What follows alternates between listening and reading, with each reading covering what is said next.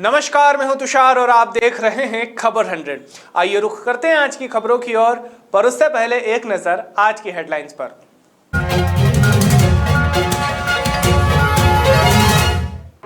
Indore police की छापेमार कार्यवाही, लाखों रुपए की कीमती नकली घड़ियां की जब्त। 4 मार्च से होगी किसान महापंचायत की शुरुआत, पूर्व मुख्यमंत्री दिग्विजय सिंह करेंगे किसानों से बात। चिकित्सा शिक्षा मंत्री का बयान, वैक्सीनेशन के दूसरे चरण को लेकर दिया बयान। शिव नवरात्र पर्व की हुई शुरुआत, बाबा महाकाल को लगी हल्दी, पर्व के दौरान प्रशासन दिखा मुस्तैद।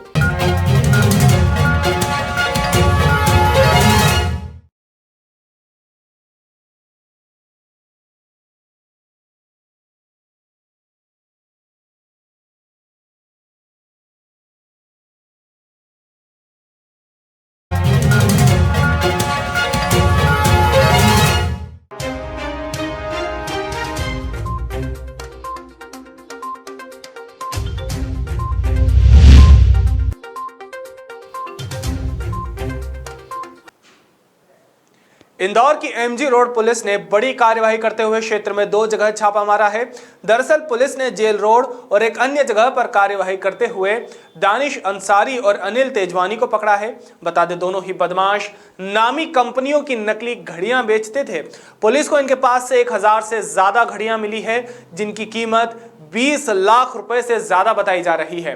फिलहाल पुलिस आरोपियों से पूछताछ कर रही है। सर, क्या पूरा मामला सामने?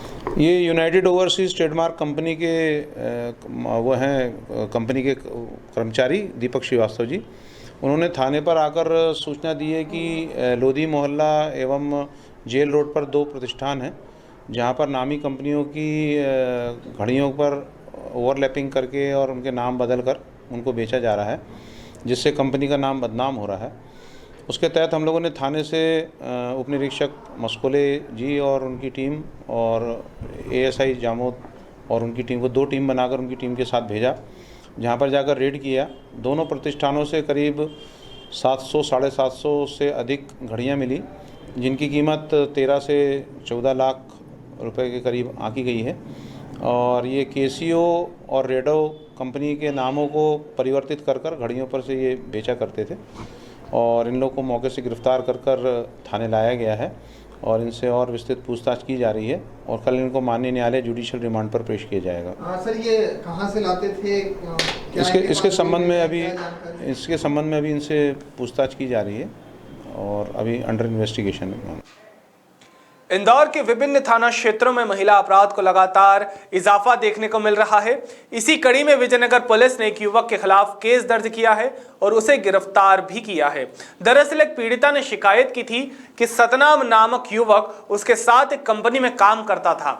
इसी दौरान सतनाम ने उसके साथ के कुछ फोटो निकाले और अब फोटो के माध्यम से उसे लगातार परेशान कर रहा है। इतना ही नहीं, शादी को लेकर भी दबाव बना रहा है। इस मामले की शिकायत मिलते ही पुलिस ने कार्यवाही शुरू की और आरोपी युवक को गिरफ्तार किया है। फिलहाल पुलिस काफी बारीकी से जांच पड़ताल में जुटी हुई है।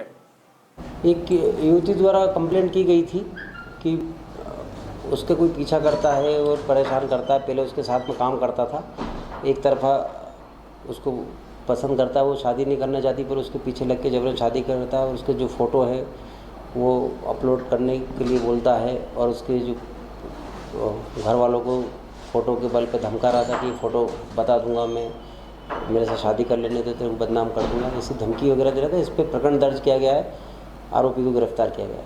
क्या नाम था आरोपी का नाम सतनाम। रतलाम के पास डेलनपुर गांव से आगामी 4 मार्च को पूर्व मुख्यमंत्री दिग्विजय सिंह मध्य प्रदेश में किसान महापंचायत शुरू करेंगे। बता दें, ये वही गांव है जहां किसान आंदोलन के दौरान 4 जून 2017 को हिंसा की शुरुआत हुई थी। डेलनपुर से निकली चिंगारी ने ऐसे आग के गोले का रूप लिया जिसमें मंदसौर में 6 किसानों की मौत हो गई।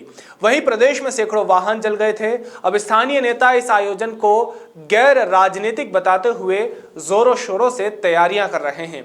इसे लेकर कांग्रेस जिला अध्यक्ष राजेश बरावा ने बताया कि डेलनपुर में जिले भर के किसानों को इकट्ठा किया जाएगा और कृषि कानूनों को लेकर जानकारियां। रतलाम जिले के मध्य प्रदेश में ग्राम डेलनपुर से, जहां 2017 में किसान आंदोलन की मध्य प्रदेश में शुरुआत हुई थी और 7,000 मध्य प्रदेश के किसान जेलों में गए थे। उसी बात को लेकर फिर से डेलनपुर की स्थल से मध्य प्रदेश के पूर्व मुख्यमंत्री राजा दिग्विजय सिंह जी और हरियाणा के किसान नेता गुरनाम सिंह जी द्वारा डेलनपुर में किसान महापंचायत का आयोजन रखा गया। इस पंचायत में किसान स्वयं आ रहे हैं और किसानों द्वारा ही मांग की गई थी कि हमारे मध्य प्रदेश में भी किसान महापंचायत होना चाहिए। तो रतलाम जिले से शुरुआत हो रही है और इसमें किसान स्वयं अपने संसाधन से आएंगे, बैठने की व्यवस्था स्वयं उनकी रहेगी। ये गैर राजनीतिक कार्यक्रम है। केवल किसानों को, मध्य प्रदेश के किसान अशिक्षित हैं, ग्रामीण क्षेत्र में रहते हैं, उन्हें भी 3 काले कानून के बारे में कोई जानकारी नहीं है। इस जानकारी के लिए कि 3 काले कानून का मतलब क्या है, इन कानून में किसान का नुकसान कैसे होगा, इसको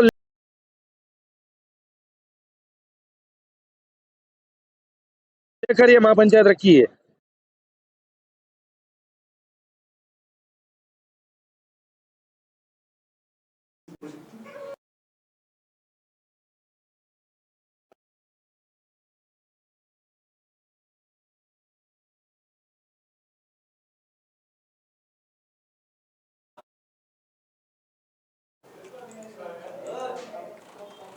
विगत दिनों विजयनगर थाना क्षेत्र में एक युवती ने दुष्कर्म का मामला दर्ज करवाया था। शिकायतकर्ता युवती की माने तो उसके साथ काम करने वाले आकाश नामक युवक ने उसके साथ पहले दोस्ती की और फिर शादी का झांसा देकर उसके साथ दुष्कर्म किया और अब आरोपी आकाश दूसरी युवती से शादी करने की तैयारियां कर रहा है। इस मामले की शिकायत मिलते ही पुलिस ने जांच शुरू की और वक्त रहते आरोपी को गिरफ्तार किया है। फिलहाल पुलिस आरोपी युवक से पूछताछ कर रही है। दुष्कर्म में एक युवती द्वारा कंप्लेंट की गई थी कि जब वो कहीं कंपनी में काम करती थी, जब उसके साथ में रहने वाले ने उससे रूम पर अकेला पाकर उसके साथ शारीरिक संबंध बनाए थे, फिर उसको शादी के लिए बोला था, परंतु फिर बाद में वो दूसरी लड़की से शादी करने लगा। जब इस लड़की ने उससे बोला शादी करने के लिए तो उसने मना कर दिया और इस प्रकार उसने शादी का झांसा देकर उसके साथ में दुष्कर्म किया था। इसलिए उस पर खिलाफ 376 का प्रकरण दर्ज किया गया है। इसमें भी आरोपी गिरफ्तार किया गया है। आरोपी आकाश है जो छिंदवाड़ा का रहने वाला है। यहाँ एडवाइजरी में काम करता था, उसमें वो गिरफ्तार भी हुआ था। बुधवार को मध्य प्रदेश के चिकित्सा शिक्षा मंत्री विश्वास सारंग ने मीडिया से बात करते हुए कहा कि 60 साल से अधिक उम्र के सिटीजन्स को कोरोना वैक्सीन लगाई जा रही है और अब तक किसी तरह की कोई शिकायत हमें नहीं सुनने को मिली है। साथ ही उन्होंने ये भी स्पष्ट किया कि निजी अस्पताल में हितग्राही किसी भी समय वैक्सीन लगवा सकते हैं। इस दौरान उन्होंने बजट को लेकर कहा कि सरकार ने कोरोना संकट में भी शानदार बजट पेश किया है। वहीं उन्होंने विपक्ष पर तंज कसते हुए कहा कि नेहरू परिवार ने देश को लूटा है, कांग्रेस को इस बात का जवाब देना होगा। 60 साल से ज़्यादा उम्र के हमारे नागरिकों को वैक्सीनेशन का प्रोग्राम हमारा सुचारू रूप से चल रहा है। हमारे गवर्नमेंट के हॉस्पिटल्स और सेंटर पर और उसके साथ साथ निजी अस्पतालों में भी ये वैक्सीनेशन का प्रोग्राम सुचारू रूप से चल रहा है। कहीं से भी किसी भी तरह की दिक्कत की खबर नहीं आई है। AEFI की भी कहीं कोई खबर नहीं आई है। ये हम सबके लिए बहुत प्रसन्नता की बात है कि 60 साल से ज़्यादा उम्र के लोग जो बुज़ुर्ग हैं उनको भी ये वैक्सीन बहुत सफलता के साथ लग रही है। किसी भी तरह के रिएक्शन की कहीं कोई खबर नहीं आई है। ये हम सबके लिए बहुत प्रसन्नता की बात है। हमारे देश के प्रधानमंत्री जी ने और देश के वैज्ञानिकों ने निश्चित रूप से हिंदुस्तान में वो कुछ किया है जो शायद दुनिया में कहीं नहीं हो पाया। मैं प्रधानमंत्री जी को और देश उज्जैन के विश्व प्रसिद्ध महाकालेश्वर ज्योतिर्लिंग मंदिर में 9 दिवसीय शिव नवरात्र पर्व की शुरुआत हो चुकी है। यह पर्व 3 मार्च से शुरू होकर 11 मार्च महाशिवरात्रि तक चलेगा। इस दौरान बाबा महाकाल को केसर चंदन का उपटन, इत्र, फलों के रस, औषधि आदि से स्नान करवाया जाएगा। सुबह नैवेद्य कक्ष में चंद्रमौलेश्वर स्वरूप में पूजन होगा। संध्या आरती के बाद भगवान को नवीन वस्त्र धारण करवाए जाएंगे। बता दें, इस पर्व को लेकर प्रशासन भी काफी मुस्तैद है, जिसके चलते सुरक्षा व्यवस्था सहित दर्शन व्यवस्था के पुख्ते इंतजाम किए गए हैं। अभी के लिए केवल इतना ही। बाकी ताजा खबरों के लिए जुड़े रहिए खबर 100 के साथ, जनता की बुलंद आवाज।